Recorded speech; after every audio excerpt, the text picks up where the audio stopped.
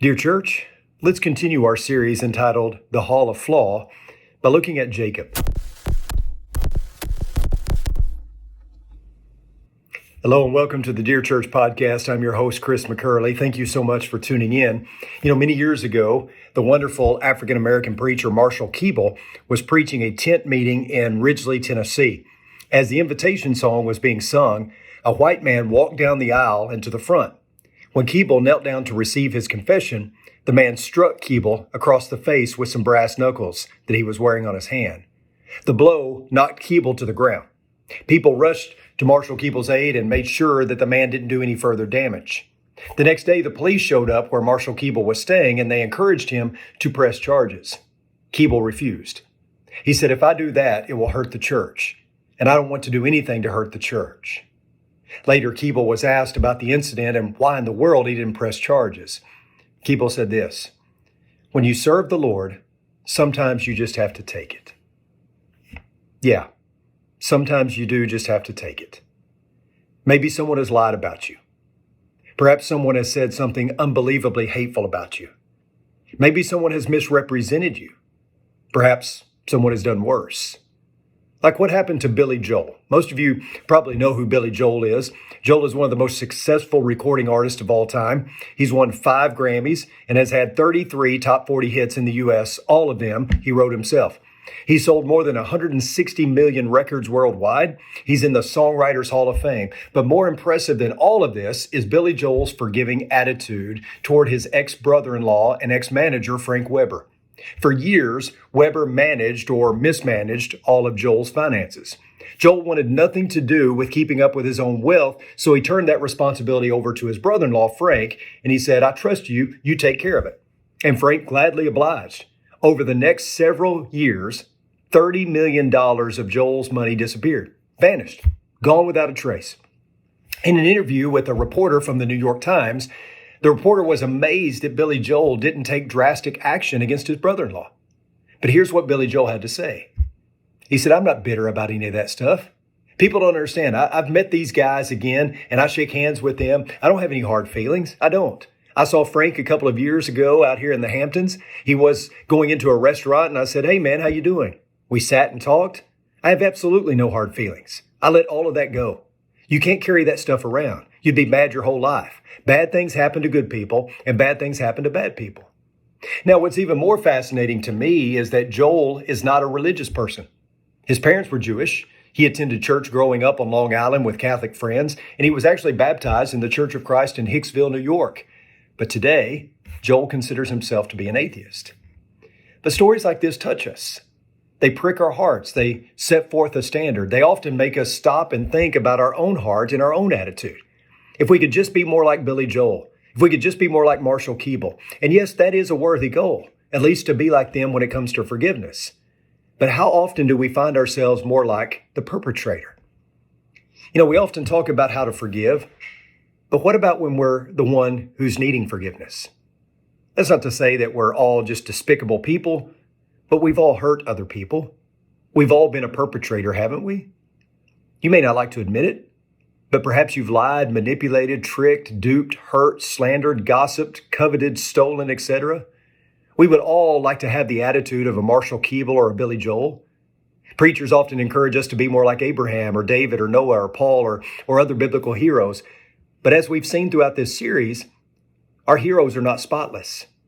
And the one thing that makes these folks heroic is their faith. Because their faith led to them finding forgiveness when they desperately needed it. And because of their faith, they were used by God despite their glaring flaws. Look with me at Hebrews chapter 11, this time verses 20 and 21. It reads, "By faith, Isaac blessed Jacob and Esau, even regarding things to come. By faith, Jacob, as he was dying, blessed each of the sons of Joseph and worshiped, leaning on the top of his staff." So there's Jacob's name, right there alongside other notable figures from the Old Testament like Abraham and Moses and Noah and David and Joseph. Does anyone remember what Jacob's name was changed to? That's right, Israel. You know what the name Israel means in Hebrew? It means Prince of God, or he who wrestles with God, or God contends. If you know the story of Jacob, then you know that his name change was rather fitting for the situation. But I find it interesting that here in the Faith Hall of Fame, the writer chose to use his previous name. Anyone know what the name Jacob means? It means he grasped the heel, an obvious reference to his birth when he came out of his mother's womb hanging on to the foot of his brother Esau. But Jacob's name came to signify deceit. Look at verse 36 of Genesis chapter 27. It reads, "Then Esau said, 'Is he not rightly named Jacob? For he has betrayed me these 2 times. He took away my birthright, and behold, now he has taken away my blessing.' And he said, 'Have you not reserved a blessing for me?'" Jacob's name became synonymous with deceptiveness. In other words, he was a trickster, a manipulator, a con artist, if you will. And we know how this reputation came about, don't we? Look at Genesis chapter 25. Let's start reading in verse 27. It says, "When the boys grew up, Esau became a skillful hunter, a man of the field, but Jacob was a civilized man living in tents. Now Isaac loved Esau because he had a taste for game, but Rebekah loved Jacob. When Jacob had cooked a stew one day, Esau came in from the field, and he was exhausted. And Esau said to Jacob, 'Please, let me have a mouthful of that red stuff there, for I am exhausted.' Therefore, he was called Edom by name. But Jacob said, 'First, sell me your birthright.' Esau said, 'Look, I am about to die, so of what use then is the birthright to me?' And Jacob said, 'First, swear to me.' So he swore an oath to him and sold his birthright to Jacob. Then Jacob gave Esau bread and lentil stew, and he ate and drank and got up and went on his way. So Esau despised his birthright." Esau traded the riches of his birthright for a bowl of artificial and momentary happiness. He thought with his belly. Instead of thinking with his head, he let his passion and desire control his actions. Esau traded all the privileges of his inheritance for one short-lived moment of pleasure. At that moment, pleasure and happiness meant more to him than anything else. And when he pigged out on Jacob's famous recipe, he was making a decision that would affect him the rest of his life. Jacob was a con artist for sure, a manipulator. But this one is on Esau. Now you move over to Genesis chapter 27. Jacob gets some help from his mother, Rebekah, who is a pretty good manipulator in her own right. Isaac, the father of Jacob and Esau, is about to die, and as was customary, he needed to pass on the blessing to the firstborn. So he calls Esau into the room and tells him to go out into the field and hunt. Kill something and make it into a delicious meal for me so that my soul may bless you before you die. Esau does like a good boy should, and he carries out his father's wishes. That's when Rebekah and Jacob go to work. Rebekah tells Jacob to go out to the field, to the flock, I should say, and bring back 2 choice goats so she can prepare a delicious meal for Isaac. Then she put Esau's garments on Jacob, along with the skins of the goats on his hands and neck, because Esau was a hairy dude, and Isaac might want to touch his son. The plan worked. Isaac gave Esau's birthright to the wrong son. Jacob skipped town. Esau vowed to kill his brother, so Jacob spent much of his life as a fugitive on the run. Now, it must be understood just how important the birthright was to the Jewish culture. As the firstborn son, Esau was set to receive a double portion of his father's inheritance. This would likely include land, animals, other valuables. The birthright also assured that the firstborn would assume the role as head of the family when the father died. Jacob's deception led to constant tension between the 2 brothers.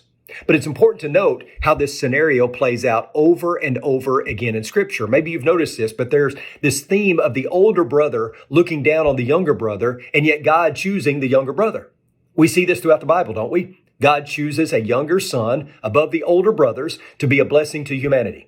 Probably the most glaring example would be Joseph, right? Joseph was chosen to be a blessing to his brothers, and of course, God's choosing of the younger brother often brought about conflict. Jacob and Esau would later become known as Israel and Edom, which also became the names of the families that descended from them. The 2 nations continued the sibling rivalry. It was a tense relationship, just as it was between the brothers. You can look over at Numbers chapter 20, and you can get a picture of this tension. Nevertheless, the 2 nations still shared a common bond that could not be denied. Now, look with me at Genesis chapter 32. Let's begin reading in verse 24. It says, "Then Jacob was left alone, and a man wrestled with him until daybreak. When he saw that he had not prevailed against him, he touched the socket of his thigh. So the socket of Jacob's thigh was dislocated while he wrestled with him. Then he said, "Let me go, for the dawn is breaking." But he said, "I will not let you go unless you bless me." So he said to him, "What is your name?" And he said, "Jacob."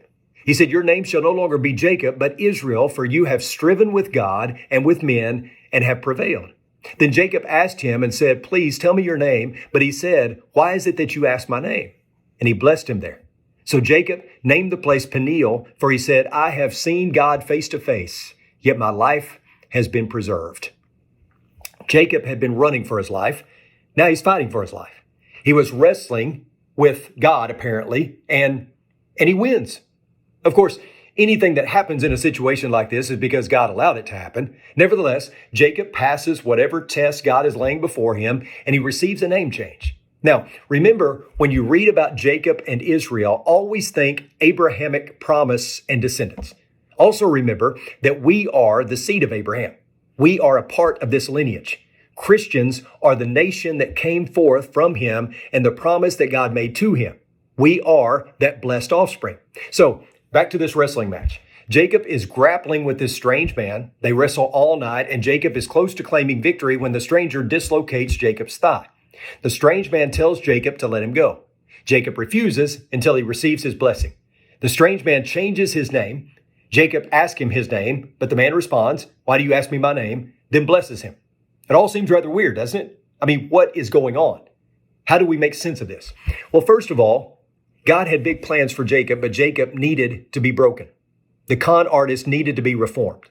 God had a great promise for Jacob, but Jacob needed to have his character altered so he could receive it. He needed to be prepared for what God had in store for him.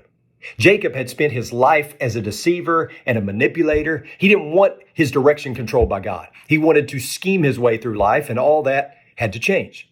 So the wrestling turns painful when his thigh is dislocated. Change hurts. It doesn't come without pain. But as painful as Jacob's injury was, he kept fighting. He kept going round and round with the stranger because he was desperate. What he wanted was more important than the pain. He wanted this blessing from God. He wanted it badly. And when you want something really bad, you'll fight through the pain.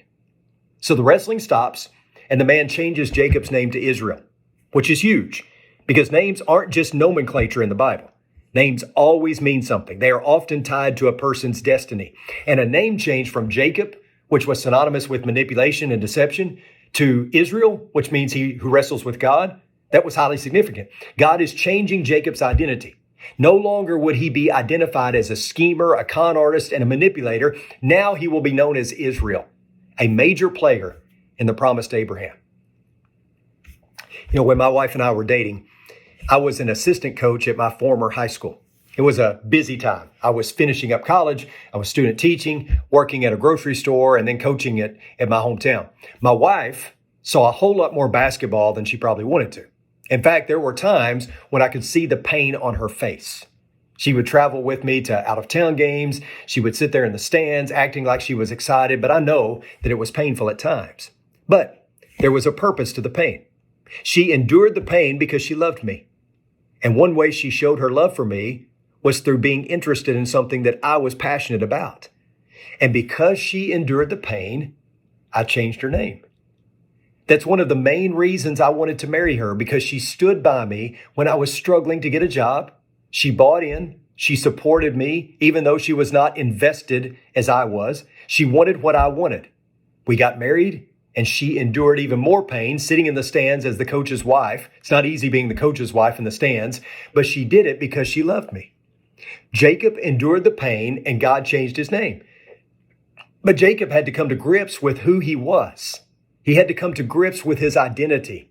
God didn't change his name until he came clean about his identity. When asked his name, he replied, Jacob, deliverer, manipulator, con artist. And God says, not anymore. From now on, you'll be known as Israel, a name that signified change, a change that signified a whole new destiny. And there's an incredible lesson in here for us. Your identity doesn't have to be wrapped up in who you are or what you've done. God names you. Jesus defines you. When you become a Christian, you receive a new identity and you get a name change. Others may still refer to you by your given name, but that's not the name that truly defines you. No, the name that reveals your true identity is Christian. And here's something else. if you're not satisfied with your current identity, well, then change it. It's not too late. You know when it's too late? When it's too late. When the doctor looks at you and says, there's nothing more we can do, then you're in trouble. But as long as the doctor is willing to work on you, there's hope. As long as the doctor is willing to cut on you, there's hope. The surgery may be painful. The recovery may take months. But as long as there's an option of getting you better, there's hope. Likewise, there's hope for all of us who are wrestling with God, wrestling with faith. Who you are at this moment is not who you have to be. You can be different. You can be better. You can be His, but you have to be willing to change. You must be willing to endure the pain. You have to be willing to let God work. And by the way, notice that Jacob asked the man his name. Did you notice that? And did you notice the response from God? But he said, why is it that you ask my name? And he blessed him there. Seems like a strange response, at least on the surface, until you consider what the man is really saying. In essence, he says, look at your new name and you'll know who I am. Israel means he who wrestles with God or God contends. Look at your new name, your new identity, and you will know exactly who I am. Because you bear the name of the one who has blessed you. Same is true with us. Your identity is found in the one who changed your name. You bear the name of the one who blessed you. And hopefully, when people know your new name, they'll know his name. We are Christians because we bear the name of our Savior. Go back to Hebrews 11, verse 21. By faith, Jacob, as he was dying, blessed each of the sons of Joseph and worshiped, leaning on the top of his staff. What was Jacob's blessing? 12 sons? The 12 tribes of Israel? A whole nation? And although there were issues with the sons, when all was said and done, he blessed each of Joseph's sons. In other words, passed on a legacy. Kind of reminds me of the story of the little pygmy warrior who was standing victorious over a rhinoceros. And the man asked the little pygmy warrior, how did that rhino die? To which the little pygmy warrior responded, I killed him. And the man replied, how did you kill him? With my club, said the pygmy. How big is your club? The man asked. And the pygmy warrior said, it's about 100 people in my club. God gave Jacob a club, gave him a nation, gave him a new name. He gave him a new identity. He gave him a legacy, and he gave him a place in the Faith Hall of Fame. Jacob is the con artist that God used, and he can use you too, if you're ready and willing to be changed. Thank you so much for tuning in. Until next time, may the Lord bless you and keep you. Sincerely, Chris.